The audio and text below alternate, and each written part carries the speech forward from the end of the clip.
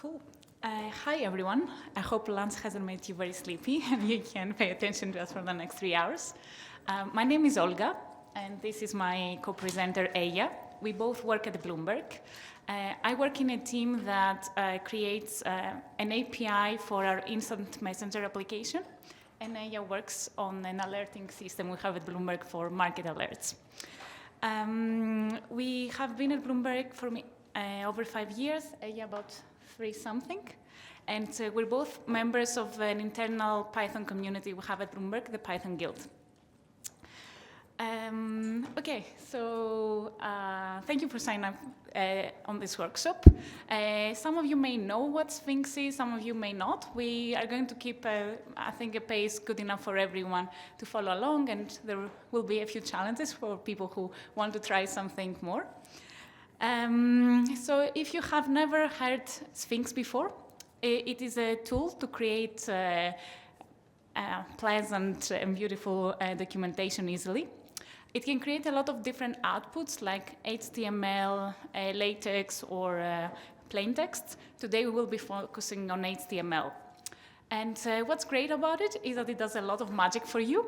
So it can, when you create your documentation, it creates cross-references to other objects in your Python code, for example. So all of that is done under the hood for you, and you don't have to worry about it.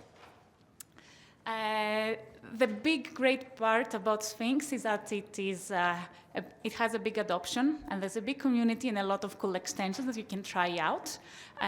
We will be using some today, and we have some links for some others in our further reading section. Yeah, about this workshop today. I mentioned we are part of an internal Python community at Bloomberg. And about a year ago, we hosted an internal event that is across the company about a lot of different technologies, and all of these communities showcase some of their work. We were gathering some feedback on what people wanted to learn about, and we were noticing a pattern that we could do a better job with documentation, and this is how Aya and I decided to come up with this workshop. So its initial form was very tailored to Bloomberg technologies, but we got a lot of great feedback from people who came to that workshop, and we decided to generalize it and to present it to the wider public and to a few conferences. So we did this workshop in September in PyCon UK, an internal meetup locally in London where we're both based, PyLadies London, and now we're here. So yeah, this is a good point to also give thanks to all the people who have given us feedback so far. And I hope we have done a good job and you will also enjoy the workshop today. And if you do have any feedback, good or bad, you can come and talk to us later. Okay, and now let's get into more details of what we're going to do today. So this is going to be a very interactive workshop. We're going to have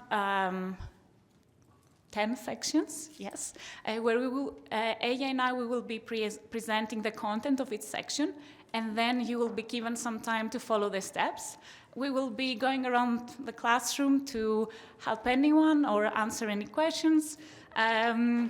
We also think that we ourselves learn good from others, so please feel free to help each other and ask questions generally in the class so other people can hear what you have to say. Okay, and you can find the workshop link here on this tiny URL. We have the instruction to start the environment setup. If you haven't or you just came in, don't worry. We are going to go through it together. Just in case there are any questions, you can ask them then. So let's have a closer look at what we will be doing today. I said this is the workshop instructions, and it's a tutorial that you can follow later at home if you missed any step, if you want to remember something, or you can share it with your friends, whatever you like. These are the different chapters that we're going to see. And here up in the upper right corner, we have linked the example project we will be working with today. So you can click on it, and it will take you to this GitHub repo. We will be asking you to be working with that later. But for now, you can just browse what it has inside. You can see the source code is quite simple. Internet is slow. So you can go and you can browse the contents. You can see what it's about, and you will be working with that in the next hours. The documentation we'll be creating today will be for these modules. And to give you a tease on what you will be creating, this will be the final example of documenting this module. We hope it's... so this is like our Sphinx package we will be working on, and you can go and you can browse its contents. You can see the different classes that are in the source code, and you can see, for example, the documentation we have created for its method. You can, browse it already. You can go and see what's there, and you can see there are links that link you between the different classes. Here on the left side, you can see also that we have different branches and different tags. This is going to be the part about versioning, the last part that we're going to see. And I think, that is all to show from this page. Cool. For people who just came in, let me show again. This is the link for the tutorial. So if you can browse on tinyurl.com/Sphinx-tutorial, we're showing this, what's on the screen. Okay. And if you have opened it, now you can browse to the first section, which is the environment setup. You can see that the prerequisites that we have is to have Git and non-deprecated version of Python installed. We recommend 3.11, but I think anything above 3.8 will work.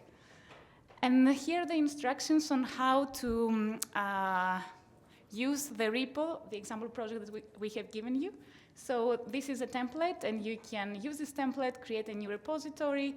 You can give a name of your choice. We recommend sticking with Sphinx in case something goes wrong, and you can always follow that. So then you can clone the repo on your laptops and CD onto that. You can use whatever editor you like for this. We recommend Visual Studio Code, and we will be giving some extra tips for that, but anything will be working. You just need an editor for that and a terminal to work on it. After you clone the repo, then create a virtual environment. The instructions are here. And install the package, and you should be all set. Again, we have tested this workshop more extensively on Unix-based machines. If you're using something else, we can try to help out or figure it out together. So we're going to give you some time now to follow these steps, and let us know for any questions. Okay, so on the next section, we're going to be starting with Sphinx. So of course, you're going to be installing Sphinx first.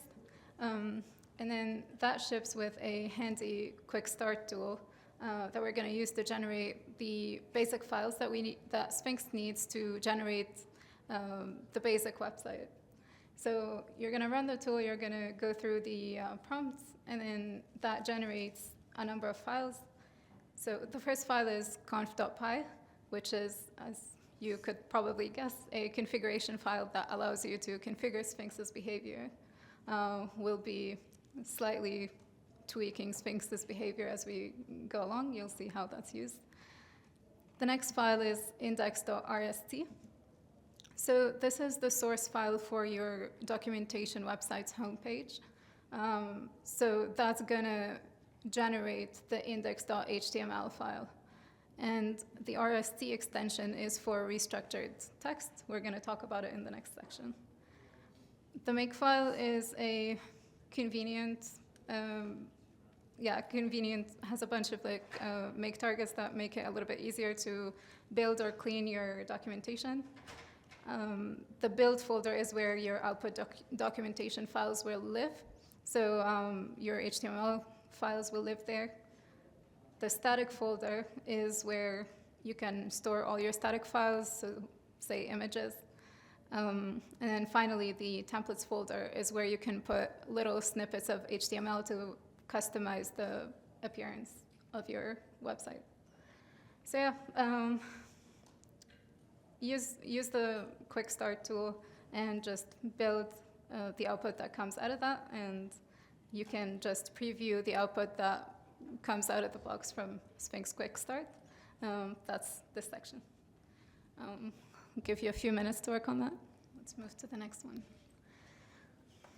All right, so I mentioned restructured text. So restructured text is a plain text markup language.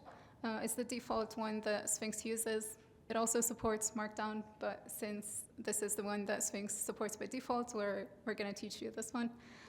We're also not going to go into too much detail about the syntax because there are a ton of resources out there. We're just going to cover some basics so that you understand,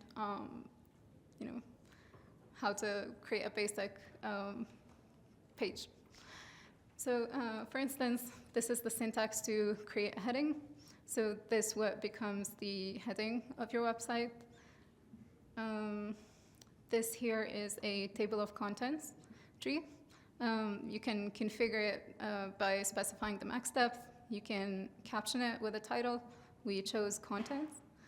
Go ahead and get started. The practical part of this section will be adding a little section and then also linking an image so that you also have an image here. You can use our same image. It's in the example repo, or you can, of course, download your own image. I'm Egyptian, so I'm biased towards this one, but you can, of course, use whatever image you want. And something I forgot to mention in the introduction, you might be seeing that in the end of each page, we have this hint that you have reached this part of the tutorial. So, you have reached this part of the tutorial. So if you go in the example repo, you can see that we have created different branches of each chapter of the tutorial. So if for any reason you are left a bit behind or you want to confirm what you have done, you can just browse the repository that state and you can continue from there. I hope it's helpful this way. So I'll be moving on to section 4. Which is documenting your API. Again, so we've been working with this example repo. It has, you saw, 2 Python files, sphinx.py and riddle.py. And now we want to generate documentation for this module. So the way we're going to do that is that we're going to add doc strings. That means kind of comments after a function signature or when a class is defined. And Sphinx will do its magic and convert those doc strings to the documentation we want to see. There are a few different styles that you can write doc strings. One style is the restructured text we saw in the previous section, but you might agree that it can be a little bit cumbersome. So for this reason, we're going to be using the Google style for doc strings. We're linking here how that looks like. There's a lot of rules and you can make it very strict. We will just be following the guidelines for that. You don't need to follow everything on the dot. And we'll be using a very cool Sphinx extension called Napoleon. So Napoleon is a preprocessor. So before Sphinx does its processing, Napoleon takes NumPy or Google style doc strings and converts them to restructured text before Sphinx attempts to parse them. Google style is also generally recommended by a lot of different organizations. That is the other reason we're going with that. And you're going to see that it is very familiar and easy to read and write. So in this section, we're going to start with a method. Here we're choosing the check riddle answer as it has a more interesting signature. But the idea is that you will fill out both files and all of the methods on your own. And we will create a Google style docstring. So the text we decided to write is this one. We give initially just an instruction of what the method is doing. And then we explain what the arguments are. We explain if there's any exceptions raised and what the return type is. If you're using VS Code, we also recommend adding this VS Code extension, auto-docstring, where you can just start adding double quotes, and it will pre-fill whatever style you have selected for the extension of your docstring. So it's a quick way to do stuff. So once you're happy with the docstrings you have added, then add and commit your files and push them to main. And that will be step 4. We're gonna give some time for that. Yeah. And again, like, feel as, I don't know, creative or as lazy as you like. You can just fill in one, or you can fill all of them to make a more full documentation. And yeah, if you are really, really lazy, as I tend to be sometimes, again, you can check out the brands on the example repo, and you can see what we have pre-filled in for the methods. So from here, I'm selecting 04 document API. You can go to SRC Sphinx, and you can open Sphinx.py and see what we have filled in here. If you missed this, the example project is linked from the top of the tutorial. Oh, yeah, I'm not sure. Okay, yeah, it's linked here. So you can just open it up here to see the branches. And yeah, some more logistics. We know that there will be a coffee break at 3 p.m., but now, because this step can take from very little to a long time, if you want to have a 5-10 minute break, also feel free, and we will be waiting 10 minutes for this section anyway. Yeah, no shame here. You can go to the toilet, fill in water. All right, anyone needs more time? Take that as a no. If you documented one method, it's fine. Yeah. You can continue the rest later. Yeah. All right. So in this section, we'll learn how to generate HTML documents from the doc strings that you just filled out. So for this, we're going to need 2 extensions. First, Autodoc, which pulls documentation from the docstring annotations. And second is Napoleon, which Olga spoke about. It's going to help Sphinx understand the Google-style docstrings that we used. So yeah, you're going to list the extensions that you need to use. And then the main command that we're using in this section is Sphinx API doc. So yeah, you're going to point it to the output directory, which is your docs folder, and then also your source directory where your Python files live, so that it can generate RST files for the for each Python file that you've annotated. And this is what the separate flag here is for. This is to tell it that we want to end up with one individual HTML file per module.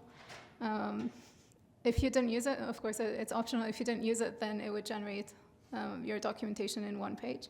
But we thought it just looks nicer, so we used it. Yeah. Yeah, you'll also, so once you've done that, you'll also link the modules component in the content tree. So this will allow you to be able to see the contents tree here, because the max depth, if you left it at 2, is 2, so you can only see like the kind of like the top level.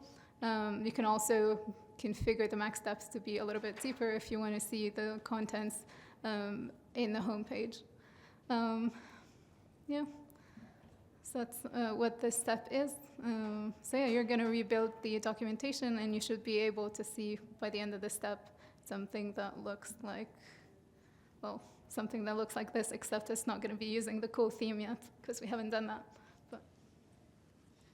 Okay, I know some people have run into a few issues, but I think we're in an okay pace. And we're going to do the next step, which is kind of optional and more fun, so people who have finished can play with something. So this would be selecting a theme for your website. So Sphinx comes with some built-in themes. You can see them linked here. So in your conf.py, you can see that there is already a theme that is chosen called Alabaster. And now you can choose whatever you want from all the built-in themes, and you can see what you like most. So you can try, for example, classic. You can always then make HTML, open your website again, and see what look you like the best. But besides the built-in themes, a lot of people have created their own themes that they get shipped with PEEP. So the theme that we have been using in our example project and the final website you've been seeing is called Furo. It was created by a Bloomberg engineer, Prajun, and yeah, we want to support him. Also, we like the theme a lot. So to use a PyPI theme, you can pip install Furo, and then in your conf.py, you select that this is the HTML theme I will be using. You make HTML again, and you can commit, push, to have these changes as well, and you can just refresh your website and you can see how it looks. What we like a lot is that it has a built-in dark mode for some of us, full of black. So yeah, have a try with that if you want. If you like something else, that is okay, but we recommend for the duration of this workshop you continue with Furo, as at some point you will need to make some changes on the theme, and yeah, it will work better if we're all on the same theme. So that is one part of this section, and then another styling element that you can add in your website. If you're someone like me who has normally millions of tabs open, you want to recognize them by their favicon. So you're gonna add a favicon on your website now. So the way you do it in your conf.py, you can just give a link, give them directory where your image of the favicon is stored. Generally, we prefer to use this _ static directory for these sort of things. And you can use whatever you like. If you don't want to be choosing right now, you can find in the example project under images favicon.icon, and you can use that. Then again, you can make HTML, commit your changes to main, so they're there. Again, this is like an optional step, so if you're running behind something else, you can continue working that and not worry about this section. Although, yeah, we do recommend that you install Furo at some point. So yeah, I think we're gonna give 5 minutes for this one so that we can move on to the next section, and then we're gonna have a longer break because, yeah, we'll probably need it. To make it also more exciting before the break, we're hoping that some of you, most of you, will have their website hosted on GitHub pages, and you will have a shareable link to sign with your friends. It's a big milestone. All right. Hopefully you've installed Furo and your website now looks pretty. Next, we're going to learn how to host the website on GitHub pages, which is really exciting because, yeah, you'll have a link that you can share with people, and yeah, they can visit your website. Of course, there are many hosting options, but we picked GitHub pages because we didn't want you to have to learn about a new tool. Chances are your project is already on GitHub, you already do your source control there, so using GitHub pages is just one extra step. Okay, so to use GitHub pages, we're going to be creating a branch called GitHub pages, gh-pages. So this is a special name that GitHub recognizes. And when you create this branch, and it just automatically detects that you're trying to use GitHub pages, and it gives you a URL that your website will be hosted at. So for instance, for me, this is the example project. Oh, I can't show you the settings because this is not my laptop, but okay, but you will be able to see in the settings under pages the URL that your website is hosted at. I also have mine linked here, but it will look something like this. So it would be your username.github.io / the name of your package. Okay. All right, so to do that, we have a few steps. First, we're going to be creating the orphan GitHub pages branch. The reason why we want to create an orphan branch and a completely empty branch at first is because we only want to put our HTML files there. So we don't want it to have any of the other things that we've committed on our main branch. Next, we're going to create a local work tree that we mount at the HTML output folder for GitHub pages. And then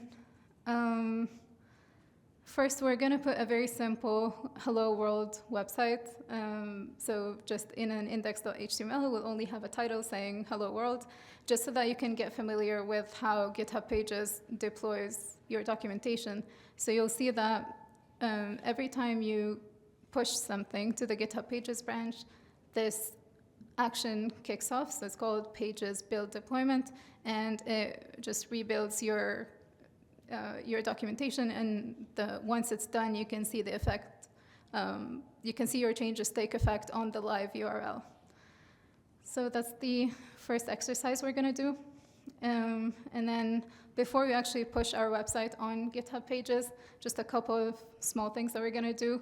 So first, a quick utility to help us clean our local working directory quickly. And then also we're going to be disabling Jekyll, which is a static site generator that GitHub Pages uses by default. But because we're already using Sphinx to generate our website, we don't want to use that, so we just disable it. And then you'll just be ready to put your website, all the HTML files you've created so far, on the GitHub Pages branch. And yeah, you should have a live website like I have here. I'll let you get started on that. Since a couple of people already ran into this, when you were creating from the template, there was an option to include all branches. So if you selected that and you're now on this step, there's already a GH branches, so you have to push force. So at the point where we ask you to git push origin GH pages, use a flag space -f to force push and overwrite what existed there. Yeah. Any questions? Let us know about this.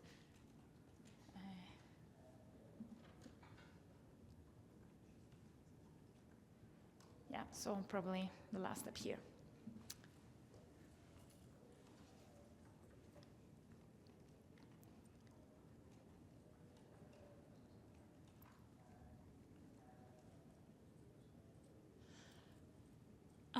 This is a longer section, but we've said that we're gonna send you for a break at 3 p.m. So if you are done, feel free to go, but even if you're not done and you need a break, feel free to go. I think we're gonna continue at 3:20. Okay, yeah, so try to be there by then. And yeah, from this step, as we said, this is a big milestone, so hopefully if you've only reached this step, you already have something that you can keep working or showcase back to your companies, or I don't know. And in the next sections, we're gonna see how we can run some automation on this workflow so that we don't have to keep creating these GH pages, brands, and do everything locally. We're gonna use GitHub Actions to automate the process, so you're just gonna have to chill, push your changes to main, and everything, all the documentation generation will happen on its own magically. And then the last interesting piece is to add versioning. So the way that your API evolves, you're gonna be adding new features. How can people refer back to older documentation if they're running a different version of your package? Okay, so next section is automating updates. So far we've been manually going through the steps, and now we're going to learn how to put it together in an automated workflow. For that, we're going to use another GitHub feature, not because we're trying to promote GitHub, but because we're just trying to not make you learn too many tools. But GitHub Actions are very useful. They allow you to, basically automate a number of workflows on a given trigger. So, for example, this is a very simple hello world workflow.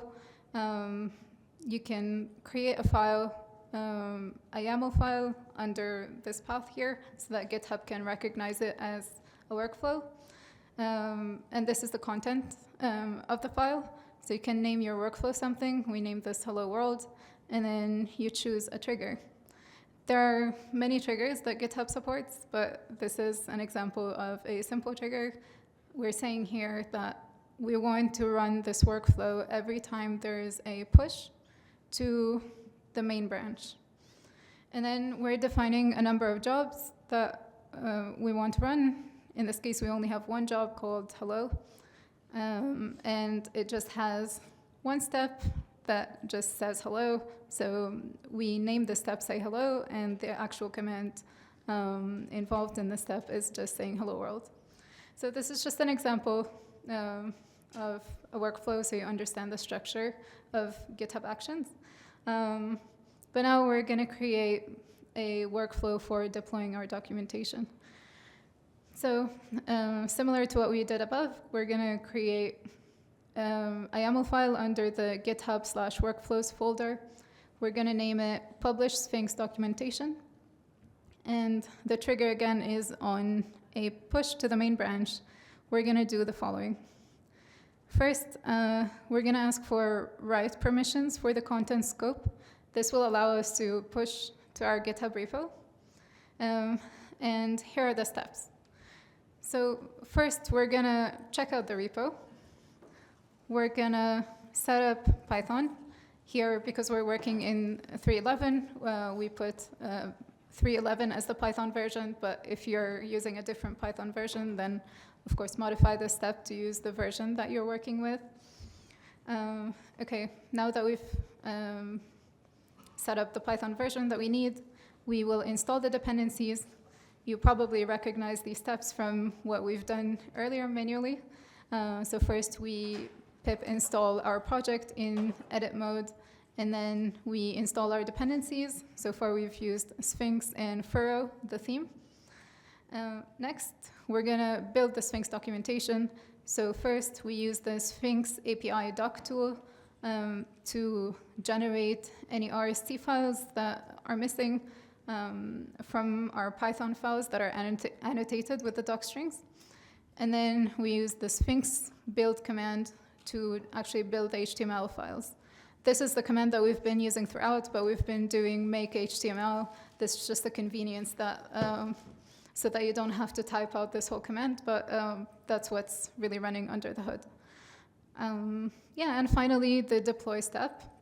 So we're just using this action here called actions-GitHub pages. We're telling it we want to publish the output to the GitHub pages branch, where the output lives in the docs/build/HTML folder, and yeah, it's an orphan branch. So yeah, it's all the steps that we've done so far, but just written all together in a workflow that GitHub will automatically run for you. Yeah, here is the whole workflow put together, so you can understand what it looks like, all together. And then, yeah, you're just going to commit this branch to GitHub, and you're going to observe that because this is a commit to main, or a push to main, you're going to observe that GitHub ran your action. You should be able to click through it and see, oh, okay, I have not been showing. Okay, I have not been showing this on the screen here. Yeah, sorry. Hopefully what I said makes sense. I'll just show again the completed workflow. So this is the name of the workflow. This is the trigger. So on push to main, we trigger the workflow. And these are the steps involved in our job. So yeah, check out the branch, set up the Python version that we need, install the dependencies, so Sphinx and Furrow, run our Sphinx build commands, so API doc and Sphinx build, and then finally deploy to GitHub pages. Yeah, so once you've committed that workflow, you should be able to go to the Actions tab here, and you're gonna see an action that looks like this. It's gonna have the name that we named it, which is publish Sphinx documentation. And you're going to be able to click through it and see the details of each step as GitHub runs it. So you can see here, this is the Sphinx build command, and you'll see the familiar output that you've been seeing locally, but now it's running on a remote machine. Yeah, please do let me know if you have any questions. Sorry, I thought I was showing all these steps as I was talking. Yeah. So how's it going? How many people managed to have their action working? Okay, have a few. I'm going to give another minute, and I think we're going to move on to the next section, which is the kind of more, like, let's say, advanced feature. If you reach the hosting on GitHub pages and then automating updates, you have the whole workflow already working for you. So you can see that now you can push to main any change that you make on your modules, and then the action is going to rebuild the documentation, and the publishing action for GitHub page is going to publish it, so everything works fine. Okay, I'll give 1 more minute, and then we move on to versioning. Okay, let's start the next chapter. As we've said, your project continues to evolve. Maybe you add more modules, or you add more methods to your interface, or any changes might happen. But you still want to support your previous version. Someone else might be using that, and they want to refer to that documentation. For this reason, it can be useful to have different versions of your documentation as well. Today, we will see how we can do that using a popular extension called Sphinx Docs Multiversion. There's a lot of different ways you can do that. This one we found it was easier to use. And yeah, so we'll be going with that. So first of all, we will be installing this new package in our virtual environment, and we'll make sure we use it in our conf.py. And from there on, we're going to need to do some HTML magic. I know everyone loves that. But we're working with the theme Furo, as we saw on chapter 6. And now we're going to need to configure it to allow to show the different versions. You see in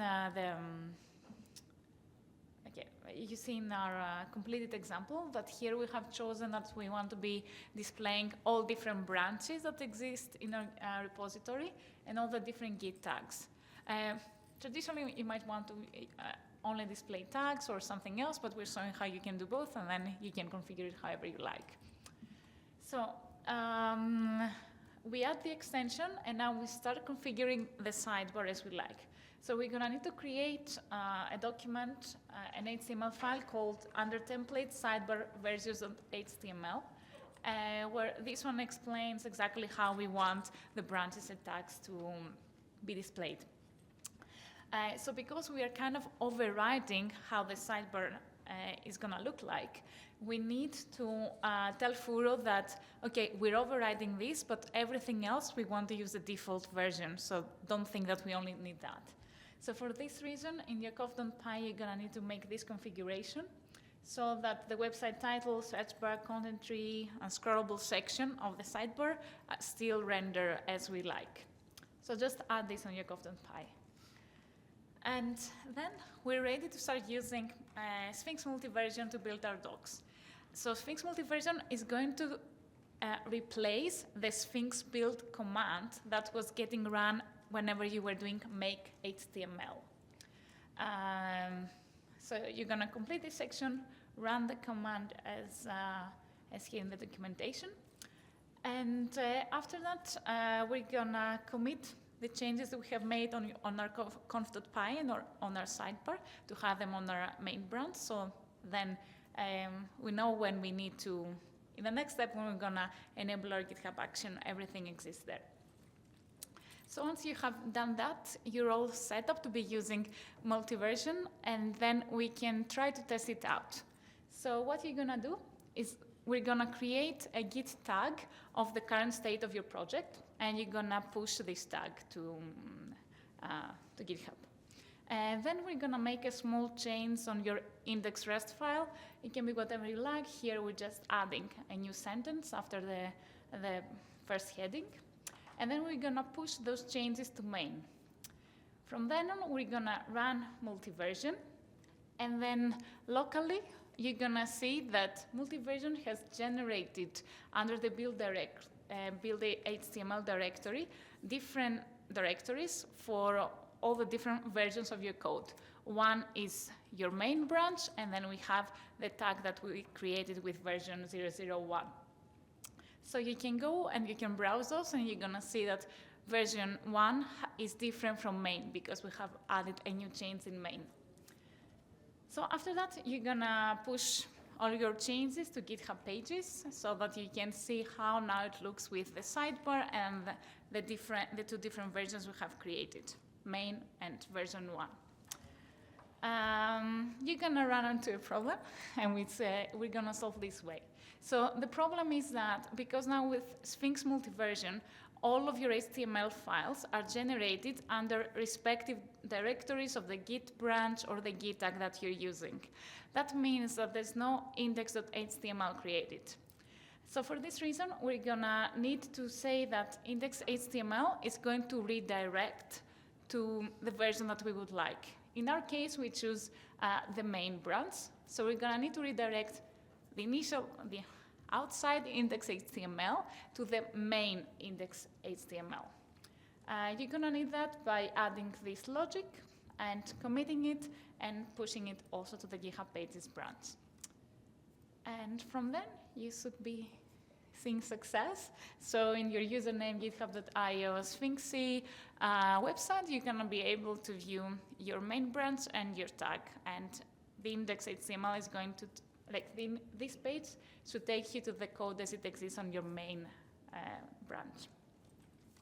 Finally, we have here some more information if you want to customize which branches you want to display or something like that, and you're good with regular expressions, you can try different things and you can see how this can be displayed. There's more steps here, so we're gonna give more time. Yeah, and you can go ahead with that. And after this section, we're gonna see how we can modify our GitHub action to support multi-version. Yeah, something to note, because a few people have asked, because we're doing this step now and we're using something different from the GitHub action, you might see some failures. Do not worry about that, it is normal, because we have changed what we're doing. So in the next step, we're gonna be fixing the action and everything will be working again. All right, we're now ready to do the last section of the workshop. So here we're just gonna automate everything we did in the last step by adding it in our GitHub workflows, GitHub workflow. Okay, so we're just gonna make a few small modifications. First, we're gonna change the trigger that we had before. So before, to make things easy, we were triggering our workflow on every push to main. But realistically, like, you're not creating a new version of your documentation every time you push to main, right? You're probably creating a new release of your software, and that's when you want to publish a new version of your documentation. So we chose this trigger here, which says when a new release is published, that's when it's going to trigger the workflow. We're also modifying the checkout step to fetch all the history of all the branches and tags. Again, I'm not showing what I'm talking about. Okay, sorry, this is the trigger that I was talking about. So on release published, so that's when you publish a release. Yeah, and then we're gonna modify this step. So we don't want to just fetch the main branch, we also want to fetch all the branches and tags on the repo. That's because Sphinx multi-version needs to see those to be able to create all the different versions of your documentation.